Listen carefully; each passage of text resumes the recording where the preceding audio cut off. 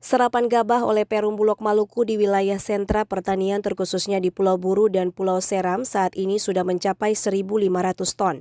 Bulan September ini di sejumlah sentra pertanian akan memasuki masa panen. Direncanakan Perum Bulog juga akan melakukan penyerapan gabah petani untuk menjaga stabilitas harga dan ketersediaan stok beras. Desa Waimital di Kabupaten Seram bagian Barat saat ini juga memasuki puncak musim panen gabah. Namun petani di wilayah ini masih diperhadapkan dengan minimnya mesin dryer atau pengeringan dan juga gudang penampung gabah. Kondisi ini untuk memastikan hasil panen terserap dengan baik, Perum Bulog menjalin koordinasi dengan Gapoktan dan juga pelaku usaha penggilingan padi di wilayah ini untuk melakukan pengeringan secara manual. Sementara itu ketersediaan gudang saat ini yakni gudang filial yang hanya menampung 100 ton gabah dan sebagai gudang transit sementara.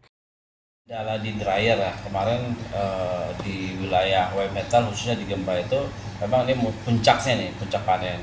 Eh, Kami sudah koordinasi dengan dinas terkait tadi untuk solusi penyediaan dryer ke depannya seperti apa.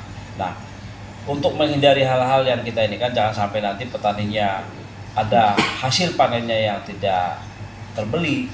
Bulog bekerja sama dengan Kapok Tani untuk membantu jemur secara manual. Solusinya cuma itu. Jadi memang agak prosesnya agak lama, tapi alhamdulillah sampai saat ini itu masih berjalan lancar.